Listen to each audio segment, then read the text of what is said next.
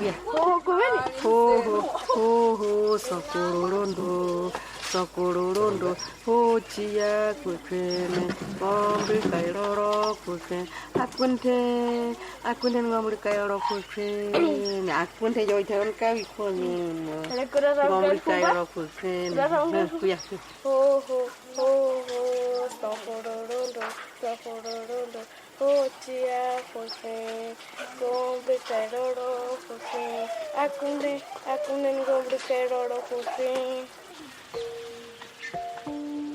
My name is David Vêluz.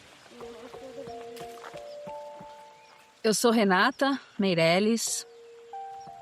Esse filme, ele é sobre infâncias indígenas de 4 povos. This film is about the indigenous childhoods of 4 peoples. O povo Guarani Kaiowá, Guarani Ñandeva, Khisêtjê e Baniwa. These 4 peoples live in 4 very distinct regions of Brazil, speak different languages, and have very different ways of life. O filme é uma continuidade de um projeto que a gente vem fazendo há muitos anos, que chama-se Projeto Território do Brincar, do qual... The film is a continuation of a project we've been working on for many years, called Territory of Play, where we've been documenting childhoods throughout Brazil in different contexts. And for the moment, we've decided to prioritize indigenous childhoods. What is it like to experience an indigenous education based on everything around you? The rivers, the forest, the fields, and the collective of people around you. The rituals, the customs, all of this was done through deep dialogue with these communities. What was important for them to tell the world? We had conversations with them beforehand, and what you see in the film are the results of what they felt like sharing about childhood. Sobre os seus processos com as crianças. Your film, Cradled by the Earth, is an official selection in the Portland Eco Film Festival's 2026 Indigenous Voices series, where it makes its USA premiere. At the very beginning of the film, you suggest that Brazil's large population of indigenous youth are largely excluded from the national conversation. For those of us outside of Brazil who would like to better understand this, can you say more about what this national conversation is and what the exclusion of indigenous youth from it looks like on a daily basis? No Brasil, a gente tem, inclusive, conjunto de normas de leis. In Brazil, we actually have a set of laws focused on childhood. It's called the Statute of the Child and Adolescent, better known as ECA. It's a set of laws that prioritizes rights to education and children's health as an absolute priority in our country. This is in our constitution. However, we see that in practice, there is a gap between the law and reality. So children aren't always being cared for or respected in a way that fully honors their rights as prioritized by these laws. So we understand that accessing an indigenous community based on who they are in their childhoods is a way of respecting and valuing who these people are, and somehow helping to enforce this set of laws. So this film is intended to help bridge that gap, to help understand who these people are. Because there are many people who speak about indigenous peoples without knowing their day-to-day lives, the norms established within their human collective, or the kinship they have with nature. So there is a distance, and this obviously generates a distance in rules and norms. Gera distanciamento de regras e normas, enfim. Is there anything else you'd like for audiences in the USA to understand about the local cultural context of your film? A lot of what is produced in Brazil, the optics of non-indigenous people looking towards indigenous populations is bad optics. It's news about tragedies, news about the forest being destroyed. It's thousands of different problems that are oftentimes highlighted. And it was very interesting that one of these populations which we approached, the Guarani Kaiowá, they live in probably one of the worst socioeconomic situations in the country. And they said, if you want to come make a film about us, we're tired of being on the 10 o'clock news. So if you want to make something that shows a good side of who we are, celebrates who we are, then you're welcome to come. in doing this film, we did not come with a script in hands when we made it to these communities where we filmed. We came to the communities and had discussions and meetings with the whole communities for hours before we opened up the cameras, because we asked them, what are you most proud of when it comes to the way that you raise your kids? And so then we decided together what was going to be filmed. Que eu queria que as pessoas, de alguma forma, tentassem pensar o que é. I'd like for people to try to imagine what it's like to be born in a forest region, where everything around you is river, forest, and animals, where children are welcomed just like the birds and the animals, like a collective kinship with everything natural. O dia a dia delas é o tempo todo fora. They're outside all the Elas não time. ficam They dentro. spend very little time inside a house, so they are integrated into the group and into the forest constantly. And what must it be like to be born, grow up, and form your identity as part of a human collective in this way? This film is an invitation for people to understand other ways of being in the world. For example, having lived this way, these people don't feel afraid of the forest. They feel like part of it. And feeling part of a river, feeling part of the fields, feeling part of what the animals are doing there, it's clearly a very different way of being in the world compared to someone living in a city. Diferente de quem vive numa cidade, no centro urbano, enfim. Yo, ile tambay kan ta enwanen tambanen. Kaya ne wa yo hen jo ani tonja imosane namne imosane wa. Toi kai. Aji katun ke me katun ke.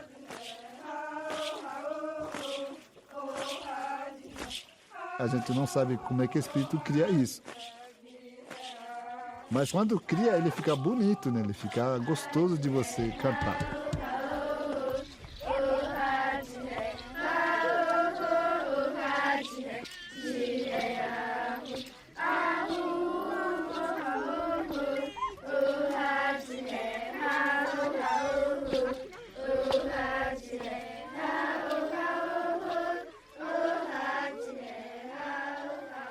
In North America, there's a welcome resurgence in caring more about Indigenous people, cultures, and knowledge.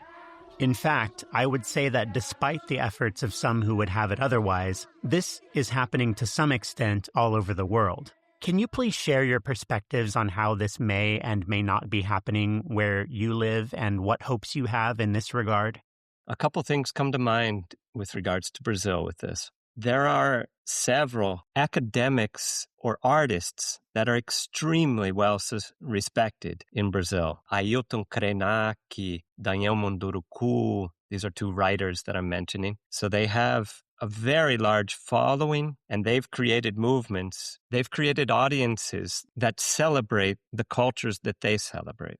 In another aspect of society, affirmative action has, I don't know how many years it's been in effect, but there are thousands of Indigenous students in universities all across the country. Where we live right now has the biggest Indigenous population in any university around the country. And we visited and filmed in populations where leaders that are currently there have gone to universities and come back, because it's almost a community investment, like literally economically. The community is paying for one or two people to be outside of their community and to come back. We recently, when we were doing this film, we met an Indigenous leader, Kaiowá, and she said, my mom has always wanted that I can do papel falar, which in Portuguese, it has a double entendre. Papel falar means making paper talk, which is not something that many Indigenous populations have in their traditions, writing. But her mom always wanted her to be able to make paper talk. But papel can also be a role, like in a play. So she needs to play that role as well for her community. And she was taking both of these angles up. And the last aspect that I thought of is that here we are two filmmakers who are non-Indigenous filmmakers. And we've seen across the board at film festivals the focus on having people in the directional or in the authorship of the films as something that's extremely important for the film to be even considered for the film festival. And there are several indigenous audiovisual collectives across the country. We had the pleasure to work with the Khisêtjê, which is one of the 4 populations that we worked for with this film. We had second cameras that were used by indigenous filmmakers who do work even outside of their communities on a regular basis. So I would say that in Brazil, after hundreds of years, indigenous populations are slowly gaining a voice. I would say more so than even in the United States right now.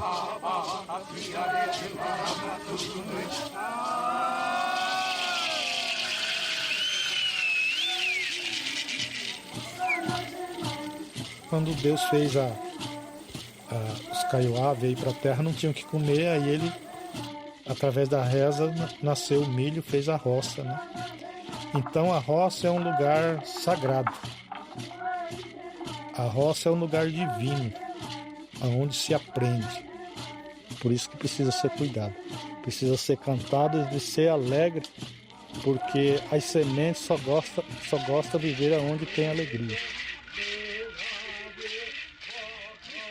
When you two shot this film, you did so mostly on your own, with collaboration from people in the communities that the film is about. This seems to me a very ecological, resource-sensitive, and relational way of working. Are there other aspects of your filmmaking process that you consider to be ecological?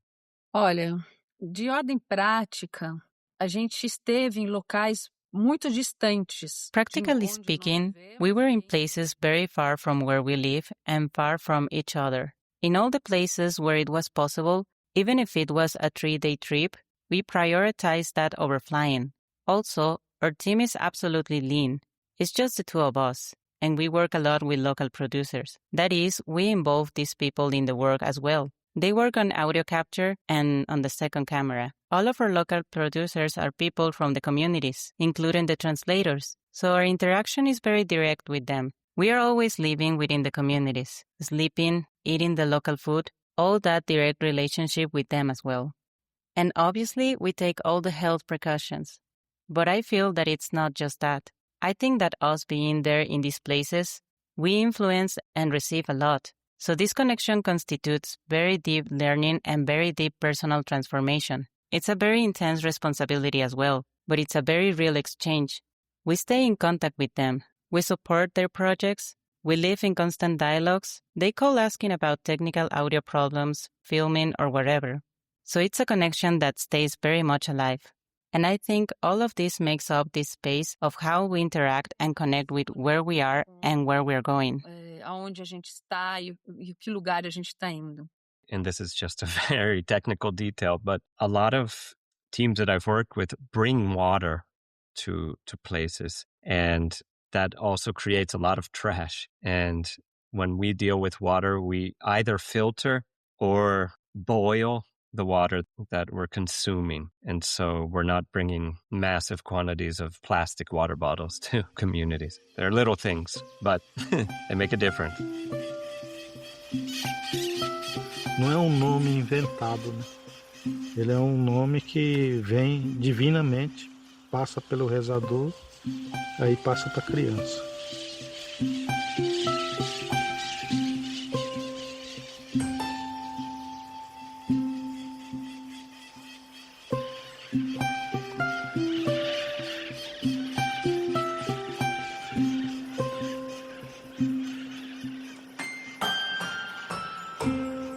E a criança é um bem divino também que chega para nós, que é a continuidade do mundo, a continuidade do planeta é as crianças.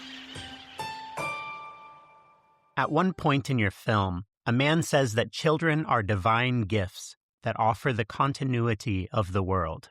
But throughout the industrial parts of the world, it seems that humanity has largely forgotten its responsibility to future generations.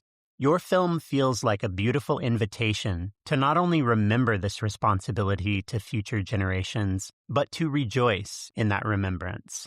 As people who seem committed to the future of life on Earth, can you please share some words of encouragement for people who not only want to fulfill their responsibilities in this regard, but who also want to do their part in spreading this message? Hoje em dia, atualmente, a gente percebe o quantos problemas e que a gente Nowadays, vive muito we notice how many muito problems we are living through. So much chaos, so much violence, extreme vulnerability, wars, climate change. And this is our moment to expand consciousness regarding the facts of what is happening. But how do we act in relation to them? I personally think that in the history of humanity, there are many references to people who transformed humanity based on what they believed. For example, about what love is and how to act from that place. This is a very personal issue, but I invite people, starting with this film even, to try to bring awareness to problems, not by using their anger, their hatred, or their discord over all these issues. But from what place can we speak so that there is a non-violent transformation based on actions that effectively take a step toward hope for the world? All our work in relation to childhood inspires me to realize that childhood is a form of very deep connection with the world. And if we have a little more discernment about what they bring, perhaps we can nourish ourselves with this hope you are talking about. que elas trazem, talvez a gente possa nos nutrir dessa esperança que você está falando. Along the lines of what we can learn from childhood if we're open to it, another theme in your film is that of the earth as teacher. Not only of material lessons, but of histories that are passed intergenerationally through connections with nature. There was a moment in Cradled by the Earth when I was reminded of Jim Jarmusch's film Coffee and Cigarettes. There's a scene where Jack White poeticizes Nikola Tesla's theories about the Earth as a great resonator of energy and vibrations. Tesla was a true genius. If we would have paid more attention to his ideas, the world would be a much better place. We'd have free mass communication, free transportation, free energy for everyone. That's why they discredited him in the end, for free energy. He perceived the Earth as a conductor of acoustical resonance. What a beautiful idea. But we know that a lot of modern knowledge is actually ancient. As árvores têm raiz por baixo, assim, elas se comunicam. Por isso que quando vem o vento, eles dançam aquele balé, né? Tudo isso é festa deles, né? Festa da natureza.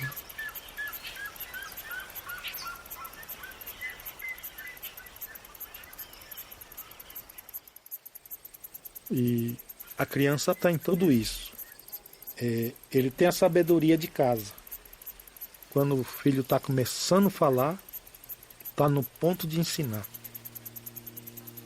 E a reza também faz parte disso, né? Porque assim, a nossa ancestralidade para nós é o nosso futuro, né?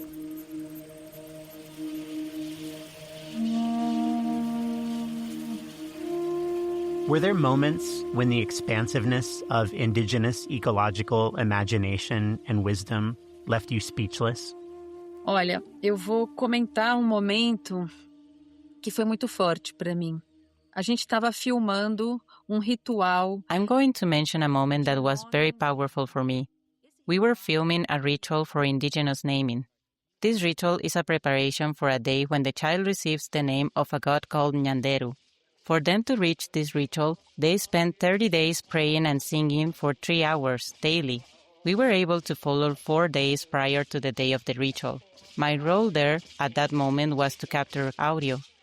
So I had headphones on, holding the microphone, quietly listening for 3 hours. It's a chant and a prayer that appears in the film.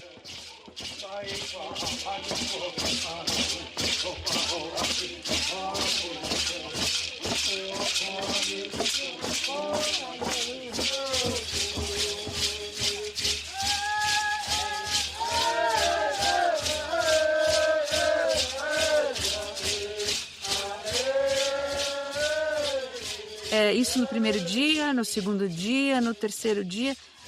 Isso me envolveu de uma maneira que eu não esperava. This engaged me in a way I didn't expect, because I was listening through headphones. It amplified the sound and the vibration that came from the bamboo stomping on the ground. I felt the vibration inside myself. It was as if I were entering into that ritual with my body, and not just a passive body, even though I wasn't singing. I even get emotional looking back and talking about it because it touched me in a very deep way. A deep understanding of what it is to be born, what it is to arrive in the world, what it means for a people to go through this entire process so that when a child arrives, they receive a name. What is the meaning of a name for each of us? Whether it's there or anywhere, what meaning do we give to that? This is just one example, and obviously there were many others, but all the lessons we had there were lived experiences. It wasn't that we read a book. Of course we read a lot. We talked to many people, but what touched me the most came in a living way. It came in a way of being together, of leaving my comfortable house with air conditioning to stay in the absurdly hot sun, full of mosquitoes and all that. But you leave your place, and that is necessary for you to surrender. Sai do seu lugar e isso é necessário para que você se entregue. It was very beautiful what you said. But I think when we heard the translations of what the names of the Guarani Kaiowá children were given by their supreme god, Ñandeva, through the medium in their name ritual, in their baptism ritual, it was just shocking how beautiful the names were. Beija-flor foi buscar alimento pros filhos.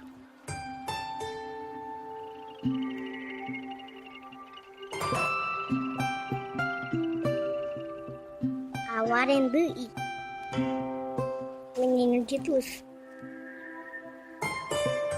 Cunha Araújoí, menina linda. There's a boy there whose name is Indoor Sunshine. Chiru Irenda, sol dentro de casa. There's another girl whose name is Healing Herbs. And when Ñandeva blesses them with their names, they're sort of like a destiny to be fulfilled. But I think one thing that's so beautiful about this is if people watch the film, they'll see that there were little babies who were getting baptized. And we focused a lot on the little babies. But there were some kids that were 9, there were some who were 13, but there were also adults there. And their culture allows for you to come back and reprogram your destiny. Maybe the name that you got when you were little is not what you think it should have been. Maybe you need something else that's different, and you can come back and get another name, and you can accept that one and discard the other one, or maybe you could make something of them together. And just that flexibility, even on a sacred level, is just so beautiful. Such a lesson of acceptance. Speaking of reprogramming our destinies, can you please share some words that you hope people in the future will use to describe their present?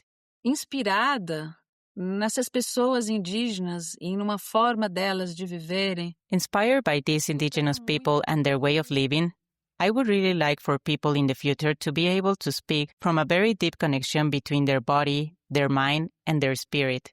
That this connection defines who we are and what we're doing in the world. And this connection is not only human, it's part of the human and non-human relationship. Because if we form a connection with that, we form a connection with everything that's alive around us. I believe that we can move in that direction. Eu acredito que a gente possa caminhar por esse sentido. I would hope that in the future, and perhaps with the help of this film, that when people think of other cultures and other cosmovisions, if negative feelings and thoughts arise, that before they speak them, maybe they should consider why these negative feelings came about. And with the film, in the celebration of 4 different cosmovisions, we're showing something that's beautiful, and we're celebrating something that's beautiful that perhaps people don't even understand, but we hope they can respect. Please share a few questions that you would invite people to consider after they watch Cradled by the Earth. Que a gente leu livro muito bonito. We read a very beautiful book by an author named Robin Wall Kimmerer, and in this book, she poses a question to her students, asking them, What if you had the earth as a person loving you, caring for you, raising you? How would you relate to them? This question is very much embedded in this film. What if we could really think of the earth, the rivers, etc., as part of us, and as part of us that takes care of us? This author was a very big inspiration during the whole process. In Portuguese, the book is called The Wonderful Weaving of Things. O livro chama Maravilhosa Trama das Coisas, isso em nome em português. Braiding Sweetgrass is the name of the book she's referring to in English. Finally, please share some of your favorite ecological films as defined by you and why you love them. I did the director of photography for a film that was released 2 years ago that was called Biocentrics.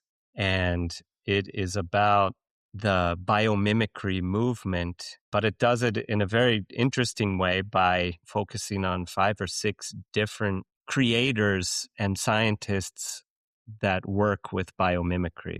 But there's also a very important indigenous leader from Brazil in this film, from the Ashaninka population. His name is Benki. It's a film that really brings hope. You leave feeling, okay, we can do this. Because our focus is, and has been for 25 years, on childhood, we really like to film. It's called Play Again, and it's about getting kids off of their cell phones and off of computer games and into nature. Para mim, eu pensei em 2 filmes documentários. I thought of 2 documentary films. The first is about a girl from a traditional community in Mongolia, and she is encouraged by her father to follow a very strong personal desire, defying the traditions of her people. She wants to be a girl who trains eagles. The film is called The Eagle Huntress, and it's a documentary that shows very clearly what results from her training the eagle and living that experience. It's a personal transformation in connection with culture and nature. Another film that I like very much is My Octopus Teacher. It's about a person who has a very deep relationship with an octopus. What these 2 films tell me is that ecology is not outside of us. Ecology is inside of us. Ecology is a connection with everything. I wanted to mention these 2 films because they represent a possibility that I feel strongly about. Not only do we have to save the sea, we have to save what is in the deepest part of our interior being as well, along with the sea and along with this deep relationship that exists between caring, welcoming, and transforming oneself. Essa relação profunda que existe entre o cuidar, acolher, o transformar, transformar-se de modo geral. David and Renata, thank you very much for making Cradled by the Earth, for sharing it with us, and for all the good you do in the world. We thank you for the opportunity to talk about this project that took up so much of our time, energy, and souls to make. And I like to thank you, Rozzell, for your view of this work, the way you ask, the way you talk to us, and very respectful for let me talking in my language. Thank you so much.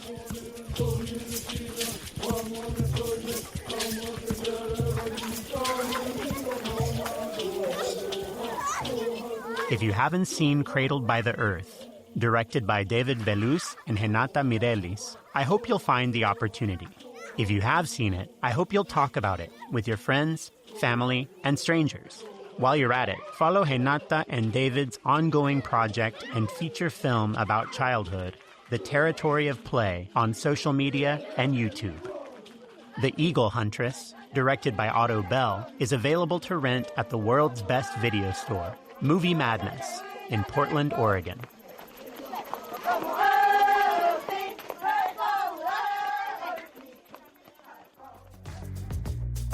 The 2026 Portland Eco Film Festival is sponsored by Crag Law Center and Solve. We are a signature program of the Hollywood Theater, Portland, Oregon's premier modern historic movie palace. Learn more at portlandecofilmfest.org and hollywoodtheater.org. Our theme music is from the song Earth Worship by the amazing band Rubble Bucket. Our Global Ecological Cinema podcast is hosted, edited, and produced by myself, Rozzell Medina. Our interpreter is Paula Martín del Campo Salazar. We'll be back every week through June with more conversations about fascinating intersections of ecology, cinema, and filmmaking. Thanks for listening and for all the good you do in the world. I feel like I'm collapsing into myself, yourself, myself, yourself, myself. I would like us to break up.